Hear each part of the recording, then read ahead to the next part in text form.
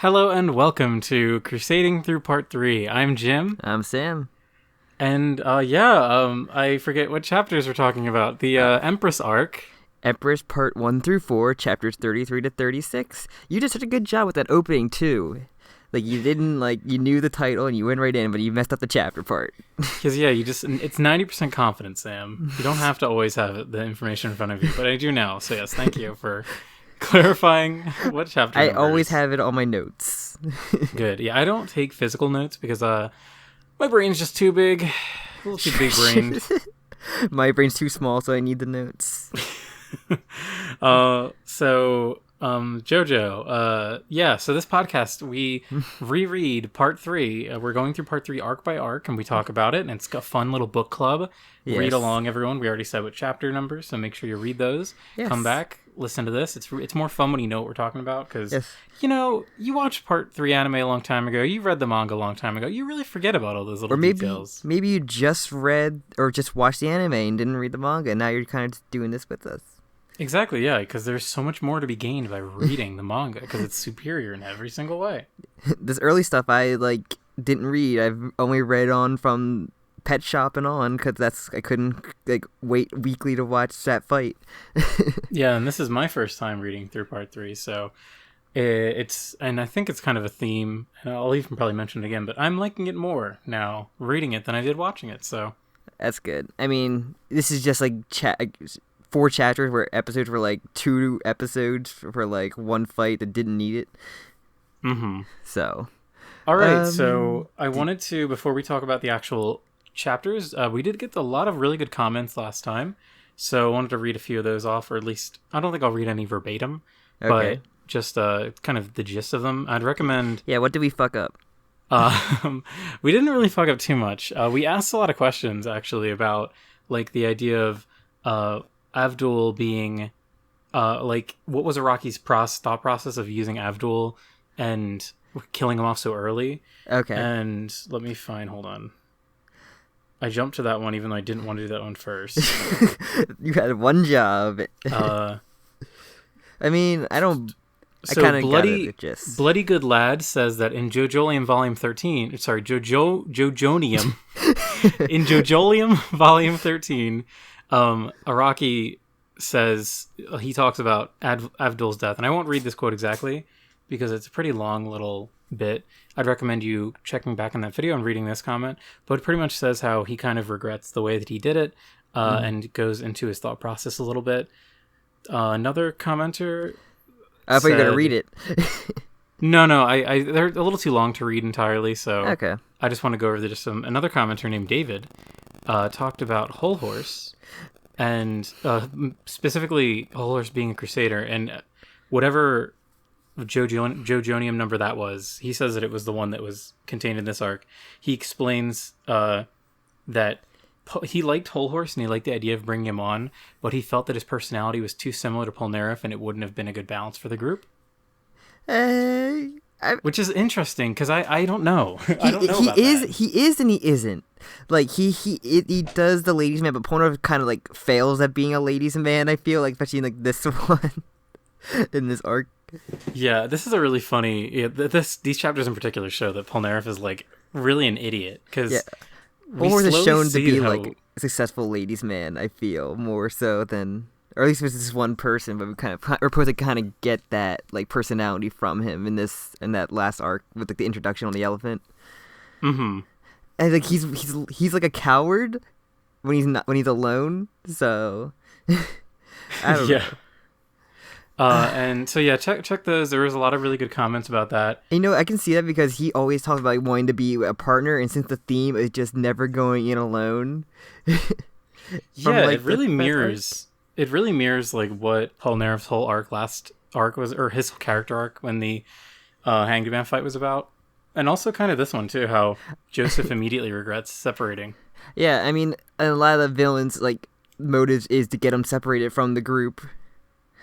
Mm-hmm. So that's interesting.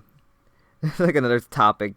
I guess this is more of a thing to save. I guess when we finish part 3 and kind of just do an entire spoiler cast for it. Yeah, even, I mean, when Whole Horse shows up again, too, that'll be relevant. Yeah. The other thing I wanted to say was we got a couple comments, because specifically last episode, I kind of wondered and felt strange about how Araki depicts India in part 3. Yeah. And I believe I said it feels kind of racist, and we got a couple comments of people that were really, like, adamantly against it, the idea of it possibly being racist at all. Or at least that one city was, like, portrayed as like being a terrible place, but they use a terrible place to their advantage. So I don't know. I just want to say, like, this one was much better. Like, this city in India near the Ganges River was like much better. It was. It's in direct comparison to that last one. Like, we don't really see, because my biggest problem with, and like the reason why I feel like so strangely about the Hanged Man arc is the way that is depicted. Like, there's not a single Indian character in that who is not like either a beggar and destitute, a freak that is like a weirdo and then is being like very strange to the party, like in a very aggressive way, or just like a total beggar, like aggressive. I don't know. It felt like bad depictions. Even the nice restaurant like guy like completely normal with like the pig being in the toilet and like shoving it down with a stick. Yeah, and saying how you should have the pig lick your butt hole clean or whatever. An actual bidet. Yeah, act as a bidet. So I don't know. And I just want to say, as a closing, like, obviously everyone can feel how they want about these things, but this part of JoJo was written about 25 years ago, if I'm correct. Something like that. It is possible to be critical of something you love and to point out its flaws while still loving it. As I love JoJo, I'm not trying to like fucking cancel Araki or anything. I'm just saying, like, how dare. These depictions that we're seeing in here, aren't the best, and I don't know. I think it's just something that what we're doing, taking a close look in each arc of JoJo. I think it warrants a little bit of discussion when we encounter things like this. All right, so we actually get to the actual chapter now, or do you have any more comments? No, that's it. We've already gone on longer than I wanted to, so let's jump into the Empress. Okay, so this chapter does a thing that like the earlier thing does, where it starts out with like the continuation or the very end of like the last fight with like Whole Horse showing up. Yeah, I really forgot that Whole Horse just stays around, because it's funny how it ends. The last arc ends like Whole Horse really doesn't feel like he does anything, but then you turn the page, it says Empress Part 1, Whole Horse is still there, and he's like, hey, we get to fight now. I was like, wait, what's going on? Come on, J. Guile. Come on. Like egging on J. Guile, but he's dead. But like, I do like the boys like walk away from him. It is really funny how they just don't give a shit. Like, even though, and I think Joseph even says, this is the man that killed Avdol. Like, it wasn't even J. Guile that killed him. Like, it was the bullet of Emperor that killed Avdol. Yeah. And they just like are kind of being like easy on him for a little bit. They walk away, and like Whole Horse tries to like set up like mirrors and shit while they're walking away and everything. But the other point of the little line where he's too busy burning in hell, which I love that line. Yeah, that's a good one-liner. Also, when Whole Horse starts to run away and Jojo just like socks him in the face. Oh my god, it's just really funny. I love his running away like, instantly. Like, you know what? I'll go back there and check right now. Peace. It's like so good. I kind of wish that was like his way. He got out of there. It's like he just runs away. He just like really quickly just like runs off. But I think it does kind of make sense how he gets away. It's one of the more like believable villain escapes, except for the fact that they could have just like totally killed him right here. It went from believable to like kind of ridiculous, but he also has the line where he like, it's better to be number 2 than number 1, which I kind of love that idea for a Whole Horse, where like he doesn't want to be like. It is really funny. He doesn't want to be number 1. Like, gotta respect the man who knows what he wants to do. Who knows his place? Yeah, he knows his place. It is funny because, like, the whole idea of your stand just being a gun, it sounds great initially, but it really is kind of like a big weakness. He has short range. Yeah, he even says that. Yeah, like, it has incredibly short range, at least the effectiveness of it. The best ability of it, I think, is its ability to, like, control the bullets, but... Yeah.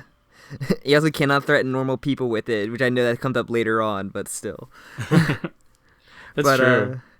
I just wrote, when you run into Jotaro's like punch, I just wrote big fist. It was like an absurdly big fist that like hits him, like a part 1 panel with like Speedwagon about to get kicked in the face by the really big boot. Yeah, this Jotaro pose in particular, where it's just him and Joseph standing there after he punched him. I don't know. I'm really starting to warm up to the because we're starting to head into like core part 3 art style, I guess, where we're seeing the characters have like the lines on their cheeks to denote depth, and the body shape is starting to shift to that kind of more standard part 3 style. Yeah. And I think it just looks really good right here. Yes, but so Jotaro and Joseph finally show up though, like after the fight, and he said he buried Abdul. Like, yeah, so all right, I'm just gonna address the fucking elephant in the room. So Abdul is not dead. Yes, this is they literally lied to to everyone here. So it would have made total sense for them to approach right now and say, hey, Abdul's dead, and then let Whole Horse get away so that Whole Horse can share that information with whoever, and then bring Abdul back later for a surprise. But the second Whole Horse leaves, Joseph should have been like, yo, Polnareff, Abdul, he's not actually dead. He's on critical condition. He probably will recover, but he cannot, like, join us right now. He's literally in surgery with the Speedwagon Foundation, or like the Speedwagon Foundation's on the way to, like, treat him. And I know that there's more intricacies to this. It's a little more complicated than just like no, Star Platinum did remove the bullet from his forehead like he did the Flesh and Blood. It's such accuracy that he like stopped any brain damage.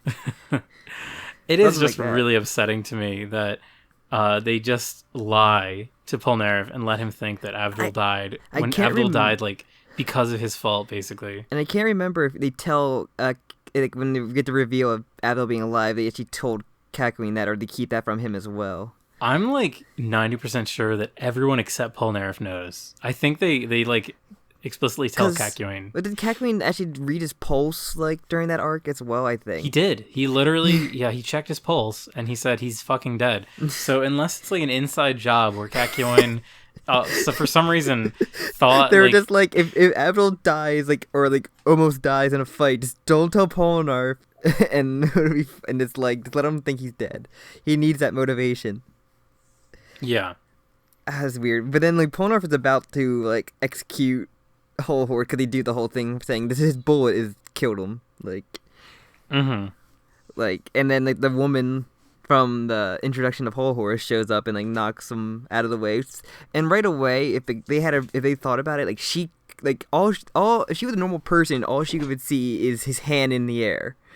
But since she's a stand user, she saw that he had the sword of Silver Chariot and literally stopped him. Like, because if you're a regular person, you see a guy with a hand like, oh, I'm gonna execute you with just his chop or like a punch. I don't know.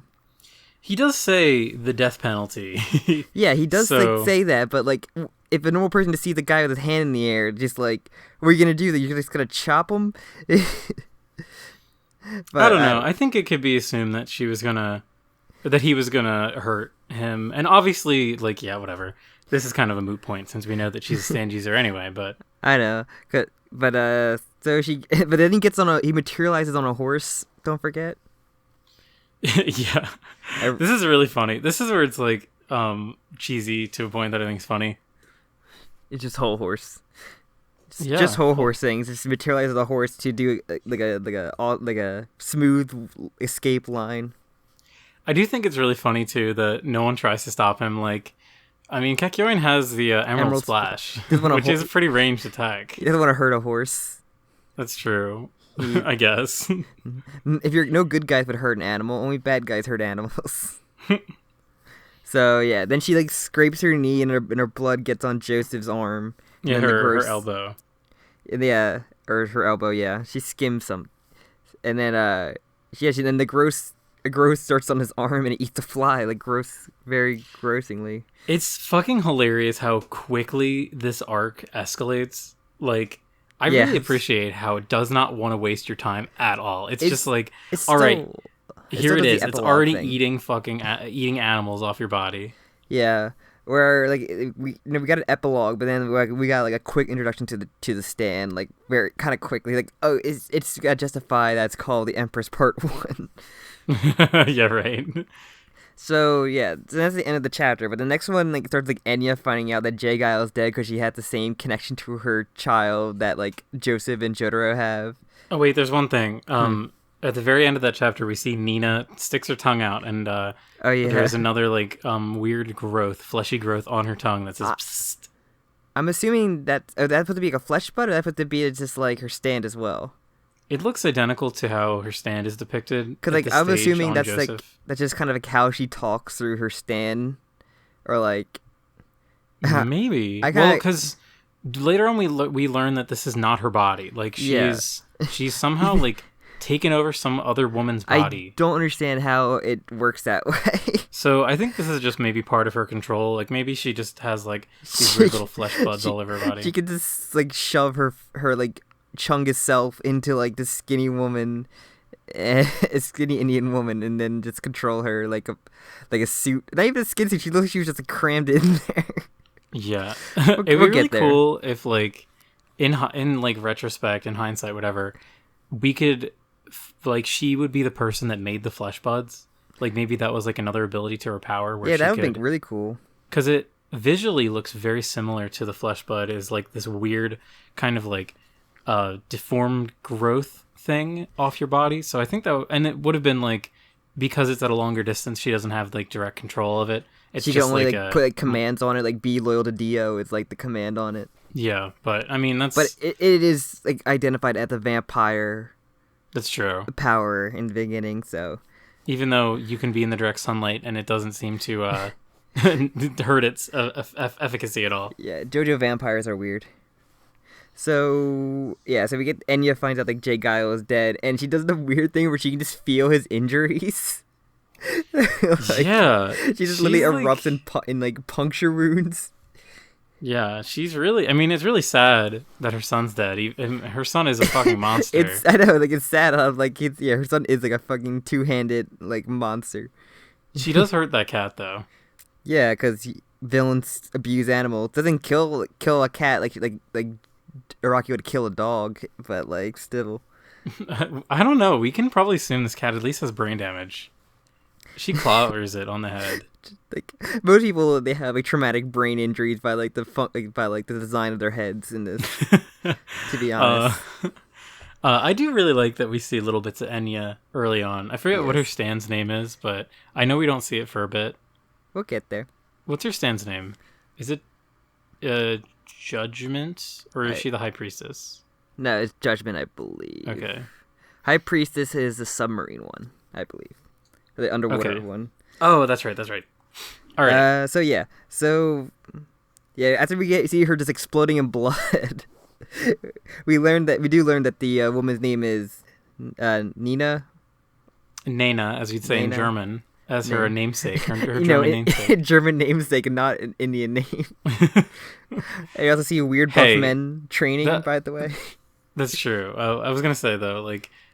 We just fought a man named J-Guile, who we assume is probably of African descent, if Enya is, as we assume, African.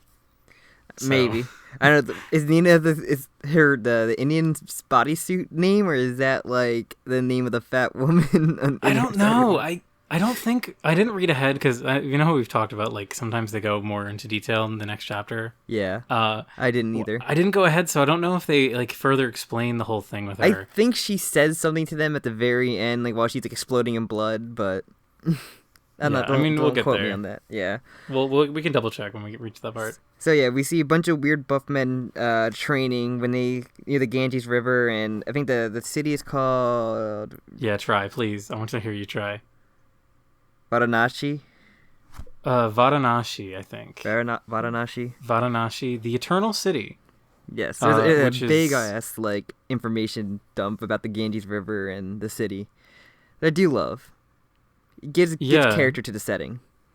It does, even though my complaint with like part 3, and I think it happens a lot, is a lot of it just feels like the generic same desert. Like, yeah, there's a lot of desert going on, at least, like especially like India and I think Egypt. All of India, I think, kind of feels like it's the same kind of rocky terrain, and like, hey, I'm sure that's what it actually looks like, but I could have setting wise. I kind of give the last arc a pass because it feels like he intentionally tried to make it look like a Western town because Whole Horse is there. Yeah. I wish I'd mentioned, that was the one thing that I regretted not saying. That whole arc has a bit of like a Western-y feel. This one, it's just like, I don't know. It's just, it looks like they're in another desert, same kind of generic city. It's not gonna help that like since it's gonna be like going through the Middle East is not gonna make it better. Mm-hmm. So yeah, we pass. You want to talk about anything else about the setting, or just like? No, not really. Can we go weird to the ugly ass doctor? Yes, I love this guy. He's so good. This pro ugly ass doctor that so normal people can see the Empress growth, which is the thing. Mm-hmm. Even though like people are very dumb when they look at it, because it's obviously not like a growth of any kind. Yeah, unless we're just assuming like weird stand rules, maybe it only appears like always as a growth to normal people, but I know, because when we get to the part where he's like at the stand, the people are like, he has a weird growth on his hand. It had like arms and it's like ridiculous looking. Uh-huh. So yeah, then he goes to do like surgery on it or like squeeze it, and then he says he's gonna use some local anesthetic and just remove it while he's still awake, which is terrifying. Yeah. And unfortunately, the Emperor just completely destroys his face with a scalpel. It's very cruel how horribly this man gets hurt by this wart.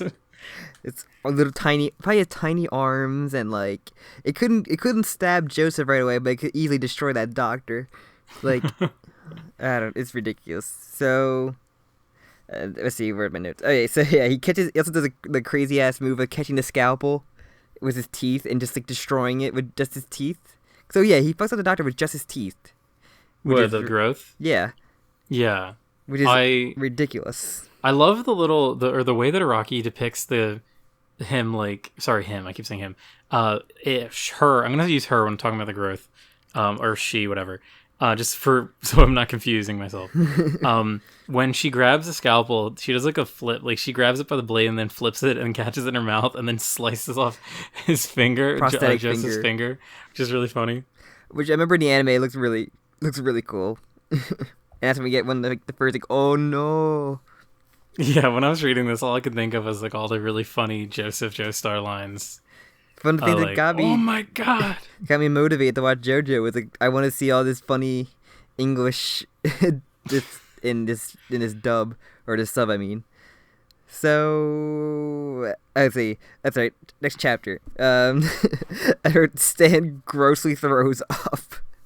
I love that too. I love the way the growth looks. It's so like disgusting and creepy. It grows. It like when it gets closed, it's really weird. Yeah, that is really funny, and I want to talk about that a little bit later because I think I know like what it's trying to go for. But yeah, I also love how this isn't just like a standard fight. Like I think where I maybe have given Part 3 a lot of discredit is there are a lot of very unique stands and situations. This might be one of the most unique where the growth isn't really doing too much to actually hurt Joseph at this point. It's more of trying to like fuck him over, and like she calls out through the wart saying, oh my god, this man killed the doctor. Like, remind me of Cheap Trick, kind of does, where it'll call out to like certain people. Mm-hmm. And like, and the other thing I like is that it says, like out loud, it says what hotel he is at. So it screws all him. His information over. Yeah, basically it doxes him. Oh yeah, but also I think in Enya earlier when she says like the Empress specializes on killing slowly, and also like it kind of waits till like it's separate. It says that like it's a separation stand. It knows like not to like fight them all at once. And when we get to it, it's in this chapter, but like the user is like close by as like with Polnareff with the girl or when he's with her, and like he has to like distract or she has to distract him like constantly to like keep up the power and like the facade and everything. I love that. I love the stand user like kind of having to be nearby like this. Mm-hmm. For like this a arc has a range. great. Oh, I'm sorry. Now it's like for a medium range stand, you kind of like need that. You need someone nearby. Like, this thing is a lot. Like the user must be nearby in its part. Yeah, and I love that. One thing I really like about this arc in particular that we're kind of getting into is the escalation of it, like how it starts off pretty mild, like it's not really hurting him initially, but the larger it gets and the more like things escalate, it it's grows. like more and more dire. Like at first it's starting to like spread information, like misinformation, and try to like it prevents him from like using whatever, like rationalizing his way out of a situation. Then I think we can jump to the next part. Outside, it actually grows arms and is like grabbing onto a pole. Yeah. So it's preventing him from even hurting. It's preventing him from hurting it and preventing him from like even moving. And like also calling out to a police officer. I'm pretty sure she says she wants to like grow long enough so she can like puncture like its neck or get to his neck, and that's like his plan. But before we get to it going outside, there's one part I wrote in my notes. He calls Empress a bitch, and I love that. I thought that hilarious. It's him just yelling at a stand by calling it a bitch. Yelling at his growth on his arm. You don't get them insulting it too much. Like you don't get like them literally calling like a stand like a punk ass bitch or something like that. I find it hilarious. But yeah, and then he uses she grabs onto like the pole and like he uses Haman which is great. Yeah, it's really funny. I love this so much. I love seeing Haman come back. Thinking about when part 3 would have come out, we're only, since this chapter in particular is chapter 35, so we're not even, if this was in Shonen Jump like right after part 2 came out, we're not even a year into this being released yet. So Haman is still fresh in the minds of a lot of the viewers, I'd imagine, or the readers at the time. Yeah. But it still feels like such a great little callback. And that one panel where he's like inhaling, exhaling, and the nice build up for it. And of course, ultimately doing nothing because it's part of his body. He says it's been a while, he says too, so he's kind of like rusty, because like I'm pretty sure like Lisa was like used it a lot so she could like stay useful. And like, and that's why he aged up a little bit, even though he's in a great like, Jojo body shape. But the whole thing. The with coolest that part, is, though. I'm sorry to cut you off, but Haman combos with Hermit Purple, and I love that. I think it's like the coolest part of Hermit Purple, that it combos with Haman, and it's so unique with it, because like I know like Dio has it as well, but like the fact that Joseph can extend with it as well to like be anti-Dio and be like different. It's very cool. Yeah, it's a shame he doesn't use it more in times when it would have been very beneficial to use it. He uses that extension for Haman. I think it's just a really cool way. It kind of like works as like a stand for Joseph, and that's like his big combat prowess from like the past. Mm-hmm. It matches perfect. It is really cool to see it come back. It's not just destroy camera. Kind of, yeah. It is ultimately kind of useless though. Like. It is. It doesn't really do it. It's more of like a fan service, kind of like a reference. If there were like a couple like vampire stand user that wasn't just Vanilla Ice and like that weird lady back vampire wired back. I don't remember the name. It was a really dumb. I remember the character. Yeah, I mean, it'd been cool if like one or two like. They got attacked by like a night by like a vampire stand user that was like that he sent like one of them or like after them, and that would have been cool for like a Joseph fight the V against a vampire, and since he's like that would be his specialty to kill the vampire. Yeah, it would be perfect. Even though he doesn't fight any of the vampires at the end, other than like Dio. Not to talk about the flesh bud again, but like, wouldn't it have made a lot of sense for him to use use Haman on the flesh bud? Because it wouldn't that have just like killed it instantly if it is vampire power? Did he never try that? I thought he tried that. I don't know. It was just going to aggravate it. No, but just ripping it out with your fucking big gorilla hands is better. I don't know. I would love to see him fight a vampire just for old time's sake. But it would have been super cool. Or like a flesh bud goes haywire on like one of these, like out of nowhere, Dio kind of like activates to go crazy or something like that. Yeah, I don't know. It's just kind of weird that we see Haman dropped so quickly from Jojo, and I think initially, like I forget who did it. I think Medi actually did a video recently where he talked about this, or I don't know, someone did, but basically like Haman and Stand, like the way they're written are very similar. So the idea is that the Stand and the Haman are both a reflection of like your whatever, your fucking battle tendency inside. I don't know the word to use, but look at the camera and smile. And I know that it was translated as like Ghost Haman initially, or like some translation called it Ghost Haman, or Stan's Ghost Haman. But it is kind of funny how it's just dropped so quickly, because we see it used in a multitude of ways, like from kind of like spin in like part 7 to 8, like kind of spin is not really like a thing anymore in part 8. At least it makes sense because there aren't any spin users that are characters. Not yet. Till Johnny comes back from the grave. Spoilers. But like here, Joseph is like was like Johnny, the fucking Haman user. Like, so I don't know. Whatever. It's unimportant. Obviously, Araki didn't want to go down this road. He just wanted to use stands now. But I think I know like Empress knows about Haman. Like 100% knows about Haman. I guess that does make sense, because Dio literally had like a meeting before he sent them off to say, okay, guys, one of them probably knows Haman, and here's the basics of what Haman did to me. And like, she really has a strong understanding about how it like totally. She's like, no, it wouldn't affect me because I'm part of your body, and it like Haman just like basically utilizes your life energy. We haven't got there yet, but we know at least like the each of ones had a giant meeting at one point. So I want to assume that like the all the assassins, like the worldwide assassins, had a meeting with Dio like on a little podium on a PowerPoint, like describing like the Haman to like a basic like what the Joestars are capable of.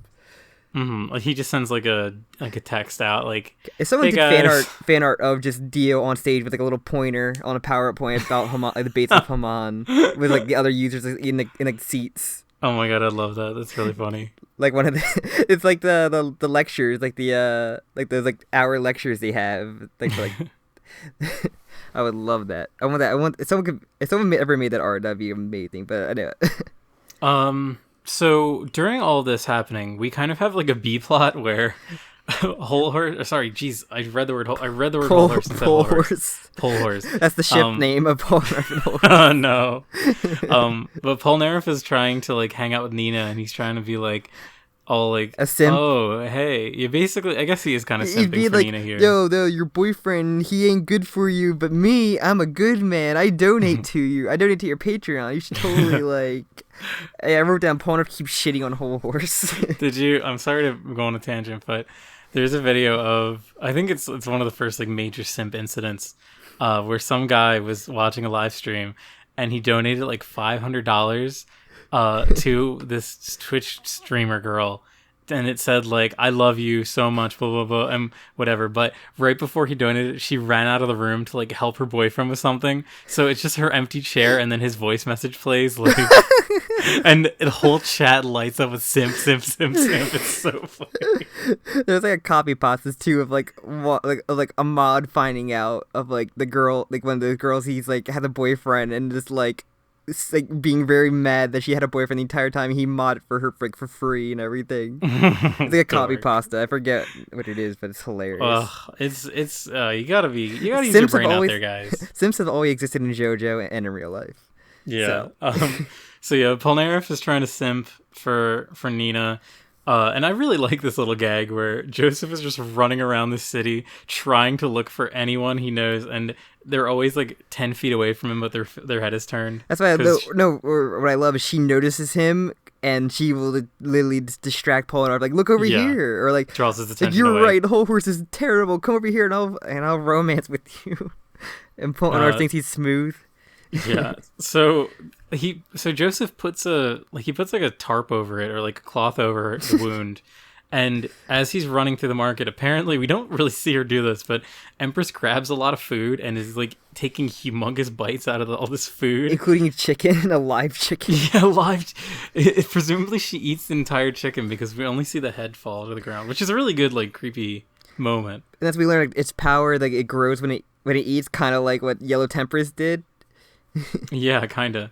So what I've been loving is just like a lot of these stands have been like the weird like the amount of stuff it needs to do, or like it had the abilities that it has to function. Like we have with the devil, where like it needed to be hurt to like activate. like the weird things like that. This one you need to have blood on someone, then it needs the ghost needs to eat stuff slowly, and then it grows to like it can actually like be sentient and like attack you. It is really cool. It makes it so much more. It's like a cooler baby face.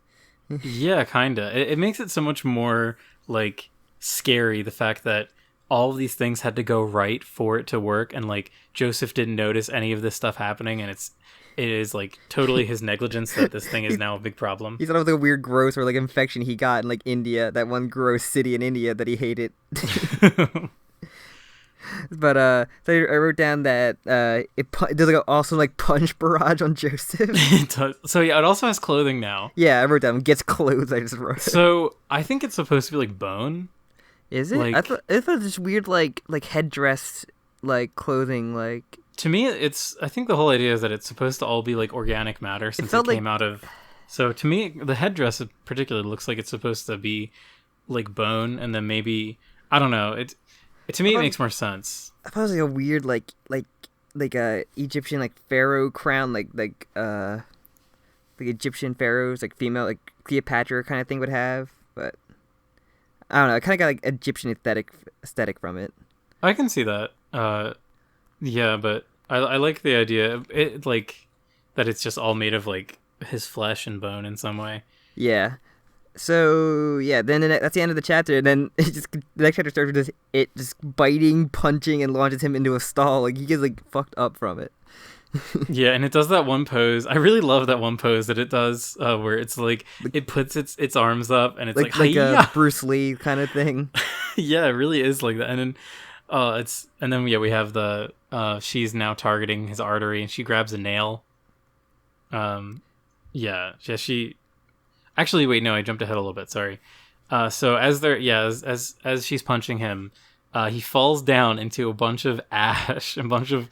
I felt like incense or like. I think that's what it's supposed to be. To be honest, I think what it's supposed to be is it's supposed to be cremated body remains. Yeah, either that or like I felt like ash from like burning incense, because there's like the little like pots that always like they burn incense in. To me, they look more like urns, and I know that the. In Ganges, not in Ganges, but what they do is they cremate people and then they pour their remains into the Ganges River. So I don't think it's too hard to believe that Joseph is rolling around in human ashes here, and I think it makes it a little more creepy. Mm-hmm. That makes sense, and that's like the thing. So okay, so I went on the number one source of JoJo information, the JoJo Wiki. No. So apparently its design is based on a rearranged Indian Buddha statue. Oh, that makes sense. Yes, and the Empress tarot card symbolizes the growth of new life. Hint, wink, wink. That's funny.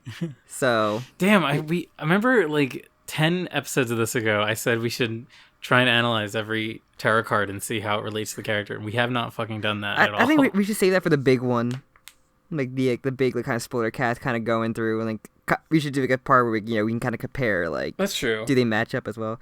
It's kind of funny, like the Empress like card they use for the show is like kind of reflects of like the true form of her is.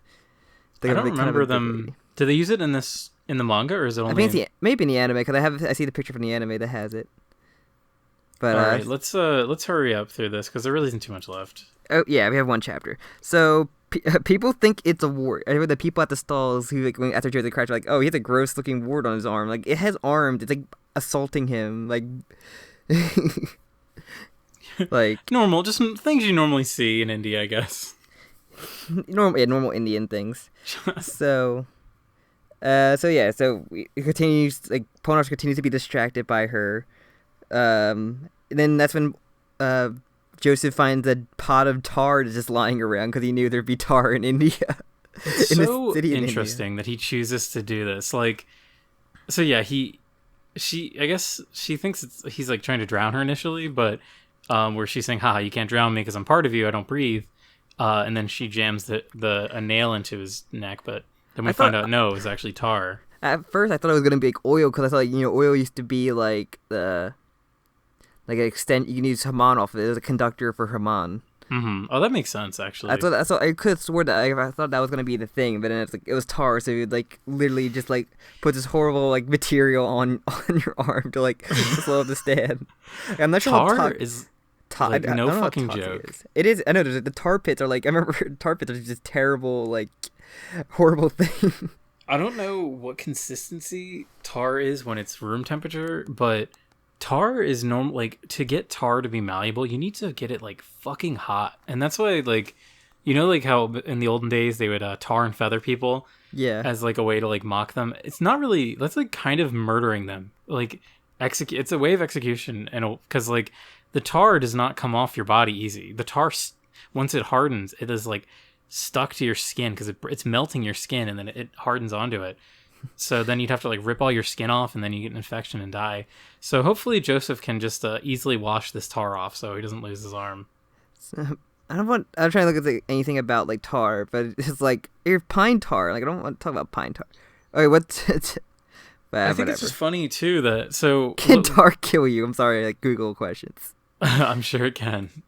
But so we learn, and what Joseph did here, which is really clever, was he used a hermit purple to rearrange the ashes to be a map of the city and to pinpoint where there was tar so he could do this tar trick.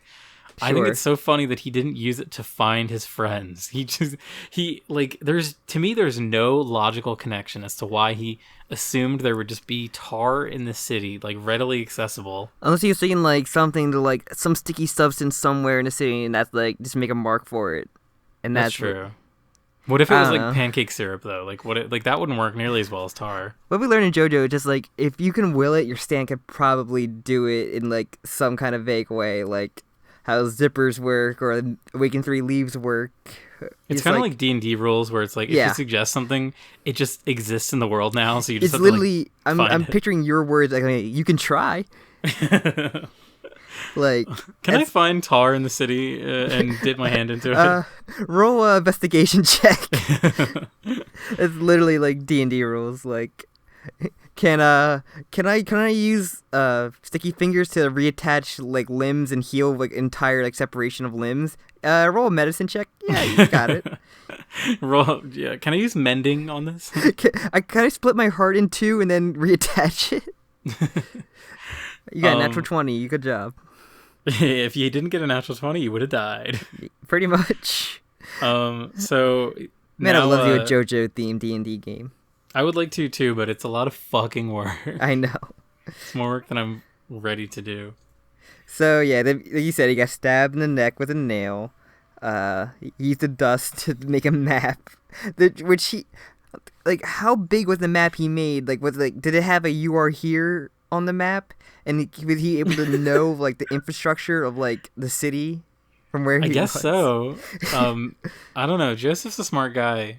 Sure, he memorized the city coming in on the bus. Maybe. So, but my favorite part of the chapter is like this whole like Joseph has him on the rope, and this is like Joseph has matured. Like, you know, we learned that from like up to here, but he still is the same Joseph like inside. Like first his battle strats. He does the classic thing where he says, "Your next line is don't do this," and then Empress says, "Don't do this," and then she's the reaction. That is the greatest reaction. He even said he still got it. Like, I love that. Yeah, and that one pose that he does where he's like, he pretty much has already secured his victory, and he smiles and flexes his arm and gives a thumb up. So good. And the way he actually kills her is really cool too. Uses the tattoo of like, "Oh, I use your confidence against you." It's just so good. It's so good, so smart. It's so like great to use like villains being cocky against them and like fucking with them like when it goes wrong. Like, that's what I love. One of my complaints about part 3 was that Joseph didn't really feel like the same Joseph, but like this is it. Like, Joseph is back here. Like, he did see mature. A glimpse of him here. He is a dad. He is a husband. Like, he did have to mature, but he still is like a scummy. Like, especially like later on that I know he's still like a cheater. Like, in more ways than one, but still. Yeah, which is great. Like, Joseph is great. He always is great. Also, then so after he uses a cool trick where he like uses his own body weight and Hermit Purple to like wrap around and crush Nina's stand here. The Empress. Then we see Polnareff tries to kiss Nina, and she throws up like all over him. Oh my god! Like, and we see there's a lot of throwing up in this part. There is a lot of throwing up. It's really funny. I've been reading the last couple of chapters in like Chainsaw Man. Have been a lot of throwing up. I'm just like, what's up with these throwing up fetishes that I've been reading recently? Like, I'm just waiting for these Hunter x Hunter chapters I've been reading to have throw up in them as well now. Complete, like, I can't remember. They might. And then we see Big Mom from One Piece shows up. She's not nearly as big. Big Mom is a literal giant. Like, it's insane. So, what Joseph says when we see Nina's true form, he says, an ugly woman like that, like her, she used her stand to assimilate other people. She was trying to pose as a beautiful girl. So, I don't know what this means. I don't know if Nina, so the Nina that we know, this beautiful young Indian woman, if that was a woman that she was able to just like jump inside of, or if she like took a bunch of other parts of women together and made a suit around herself. I want to assume that she put the gross on that woman. It grew to a size where it just controlled her like completely. Like, it kind of dove back inside of her and just kind of controlled her remotely. And then she could just cram herself in there somehow, like remove all organs and... Yeah, I don't know. And the funny part is that is the last panel of this fucking chapter, and that's the last we see of her. The gross, like, he didn't need to eat it, ate her internal organs, so he could just like put her in it. That's a really fucking awesome idea. I really hope that's how it works, because it got into an open wound, maybe, and that's why it grew from like the inside, and then kind of shoved herself in there. Even though I don't know how she fit in there, because she was like, he's like her outfit was just like wearing like a bikini essentially.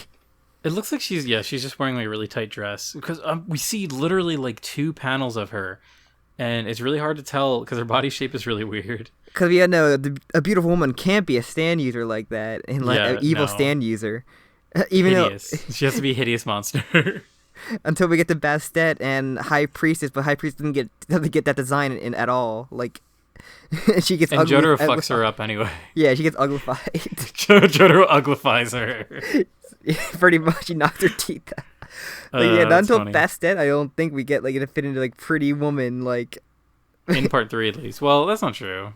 I mean, even the Yukako gets like ugly, like, crazy, like yandere, like look to her. Yukako's ugly on the inside. She is. She doesn't deserve Koichi. No, she does not. Even though I do love her. It's the worst love story. One of the worst love stories. A love story to remove all hope you have from love. Is that the worst love story in JoJo? Well, I mean, at least they stay together. Like, you could say that Joseph cheating on Suzy Q is worse. Yeah, but he did endure her wrath of her finding out that. And That's true. Why do you think he walks with a cane? To be honest. Because, like... they end up together, but still, it's like a pairing that never should have worked, especially after doing the whole, like, misery thing. Yeah, it is kind of fucked up, and it felt like Cinderella like forced them together. Kind of weird. I don't really. Post in the comments a question: what is the worst romance in JoJo? That's your least favorite question of the week. Yeah, least favorite or worst romance in JoJo. What's yours? Me? Yeah, personally. It's not really a romance because it's very one-sided, but the scene where the first lady, Scarlet Valentine. Scarlet and Lucy? So yeah, Scarlet, like, tries to, she wants Lucy to, like, sit on her face. And it's not funny. I mean, it is funny, but Funny's not there. It's not supposed to be, like, romantic, really, because it's supposed to be pretty scary from Lucy's standpoint, but... It's weird. It's a really weird moment. The whole interactions of the First Lady... Anything involving the First Lady is weird. She's a fucking maniac, criminal. Sex offender. Pretty much. I'm trying to think. For me, I'm not a fan of the Anasui Jolene weather weird thing. It's just weird because like they're all one-sided romances. I do hate Anasui Jolene. I think it's probably one of like the most ill-advised. Like, I would never want this. Like, Anasui is like an actual fucking sociopath, where Jolene is not. Jolene is just like a shithead.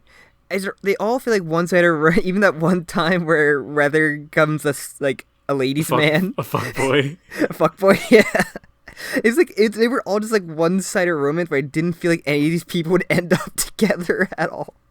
Like they're all like one sided. Maybe like Weather and Jolene, but like, definitely Anna Sui and Jolene is like the worst thing. And it sucks. He tries the hardest. Like didn't he ask Jotaro for like yes for her hand in marriage? He asked Jotaro. And, like as they're dying, as Poochie is like ripping reality apart. I knew it was a bad time and all. No, it fucking sucks. I think that's my worst one. Gets that crown. But if it was the female Anna Sui the entire time, would it be better? As long as they keep in the backstory where Anna Sui like they disassembled humans and murdered like literal just serial killer, then like no, it's not okay. It's never okay. It does what anime does or like shonen does, where if they're hot, they're not evil, they're morally gray. Look at Sasuke from Naruto. He's hot, so he's morally gray. He tried to. It's like he did so many terrible things, but he's okay. He's morally gray, so they forgive him.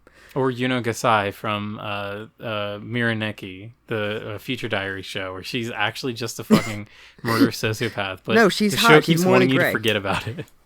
Your favorite morally gray, not evil character. They didn't join Ninja ISIS or at all, or enact terrorism or. It's fine. Naruto's a great thing. If I could do a 9-hour lecture on something with a group of trapped friends, it'd be that. But cause I get so mad. But anything else you want to talk about this chapter, or should we see general thoughts? Liked it? Didn't like it? I did. I honestly, it's funny because I wanted to come into this saying that I didn't have a lot to say about this, but we really did actually. Yeah. Have some good little discussions about. This arc and like the characters within it. I just love seeing Joseph be Joseph. It's great. Joseph's like one of my favorite characters in Jojo. Yeah, actually, now that I remember, we did get another comment last week. I'm gonna try and grab the name. That was it was a very nice comment. Thank you so much. It was from me dossier. Mm-hmm. Sorry. But they at the end of the comment they said. Looking forward to hearing your guys' thoughts on the only Joseph solo fight. Haha. It is a solo fight, but he does get a team. There's a lot of duo fights in this part. So that's true, but it just made me sad that we're not going to get another. Because I knew we weren't, but like just like remembering, oh damn, this is like the one good like Joseph getting to shine. Like I said, my like fan fiction, like I would love to have like the vampire user that Joseph like, has to be the expert on to fight. Because he keeps he's like a non-stop threat. I know like, Vanilla Ice is like that because he can regenerate and everything like that, and he's a vampire. But I kind of wish they got that, so like at least they were like a little could be like. Yeah. I would love a vampire fight. And like I understand why, at least with the structure that the end of Part 3 has, I understand why he's not the one fighting Vanilla Ice, but. It would have been really cool if he did encounter Vanilla Ice because he just sends. I'm saying, hold on. He just sends like a normal vampire, not even a stand user. Where it's just a normal vampire, so they have to deal with all weird vampire tricks like the ice, like the ice power and like the eye lasers. Just like they're like unprepared and they keep punching. It's not working. Well, the problem with that is like stands are just way more powerful than vampires. Like, I don't know. They're all like close eye lasers. Eye lasers though, like OP. Space Ripper stingy eyes. And like even punching, like Star Platinum punch it and it gets like frozen by like the coldness or something like that. Humans can't hurt Stan Sam. That's one of the rules. But vampires though, vampires have their own rules. They're human. They're just they're elevated humans. But the vampires can see. Had it been implied that just vampires alone could see Stans maybe? No. Because vampires don't exist in JoJo past part 2, really. I mean, it's just Diesel. It's just Dio and Vanilla Ice. It's just Diesel. Diesel shows up. That's see. We're Jotaro. We're starting the Diesel initiative. So, but I enjoyed this entire. I thought it was a very fun arc. It was a very fun arc. As I said, love seeing Joseph again. Yes, he's such a fun. Like I love Joseph so much. He might be my favorite JoJo, which is really weird. I feel like that's an unpopular opinion, but Joseph just makes me so happy. Well, I think there's a huge fan base for Joseph, and Joseph, like I tell you, he is that Jojo that gets you into Jojo. Like Jonathan's great, but like I think Joseph's the one that catches you and like makes you want to like keep going into Jojo. Yeah, recently, not to go off too much of a tangent, but on our Twitter, I posed a question because I was kind of bored the other day, and I was legitimately curious of what people would respond to this. And basically, I said, when you read the name Jojo, what character do you think of? So, who is you? Who is you? You is the reader. I know, who would you think of? Because I think of Joseph right away because everybody calls him Jojo, where every other one's been like the first introduction. They call him Jojo, then never refer to them as Jojo. Doesn't Joseph call Jotaro Jojo? I think of Jotaro when I read the word Jojo. I think of Jotaro instinctively. I don't know why. I think of Joseph. Every character just calls him Jojo instead of more so than Joseph. That's true. But so we did get a lot of comments, and it was really interesting to me because, like, we got every JoJo. Someone said, like, there was at least one person that said every single one. Some really funny ones. Mick Zick, legal adult, said, I think of JoJo. Haha, hilarious. But people said Giorno. People said Josuke, like, 4. People said Diesel. Josuke 8. People said Diesel. I just thought it was really interesting how... everybody had a different, like, the JoJo for them. Yeah, I thought that was really freaking cool. It's neat. Post your... That's another question as well, if you want. If you don't like my question for that, who do you think of when you think of JoJo? Like, what character? So, yeah. All right. Any other things you want to say? No, I just want to say next time we're going to be talking about the Wheel of Fortune arc, which is chapters 37 through 40. Oh, boy. I barely remember this. I remember there being a car, and I remember the guy having one arm that was really big. Yeah, that's basically what I remember. And I feel like this is like the most forgotten stand in part 3. Because the sun is remembered as a meme, at least, and everybody, but like this one I think is like the most forgotten one. This one, and I want to say, what's it called? Exactly. Shit. Know who you are. Not Dark Blue Moon. What? What's the gray fly? The Tower of Gray. I feel like Tower of Gray is really forgotten because not for us though. We know how strong it is. No, he is. Yeah, he should not be forgotten because he's so fucking powerful and terrifying. It's basically like a sentient laser that you can just like shoot around and destroy people's faces. And I just like the whole JoJo thing. Like I remember, like we should go back and just re-rank our stands in JoJo main characters. It's just we should just go back and because that was so early on that we did that like we kind of should just update it. It was literally years ago, Sam. Literally years. So anything else? Are we good? No. Let's end this. Plug it up. Yes, thank you very much for listening. Please subscribe, like, comment, all that fun stuff. We love it all. Check out our Part 8 stuff if you haven't yet. Hunter x Hunter stuff we have.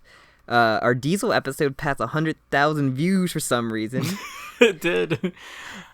Thanks to like Kimba the White Lion, your movie sucks video. I think. Actually, okay, so I did a little more digging into this. So yeah, So we had a comment that was like, "Oh, I got this recommended to me on the Kimba the White Lion video," and because it has like a ripoff maybe in the.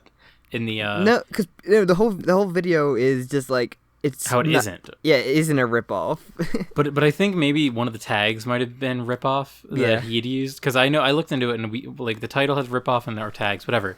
But but it said that a lot of people saw it like on their front page. So a lot of randos just clicked onto their front page on YouTube and saw our Diesel video that we did over a year ago. Like, it'll never be surpassed now. It'll be our most viewed video on our channel. Forever. Fucking forever. And I honestly couldn't imagine a more perfect one for it to be. I'm so happy.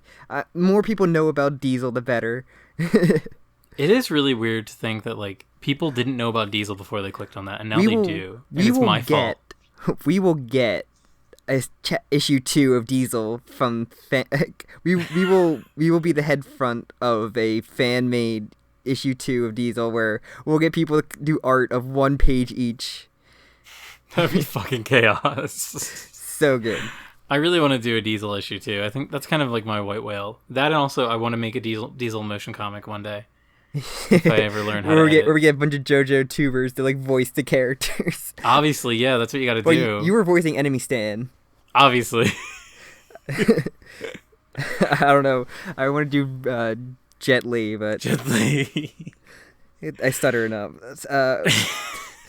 Also, plug in. You can join our Discord to talk to many cool people about any part of JoJo. A lot of Part 8 mostly, but talk about Part 3 or any part. Whatever. Yeah. Anything else I'm plugging? No. Twitter. Follow us on Twitter. Yeah. All the shit's in the description, guys. Yeah. Just check that description, and you're gonna be.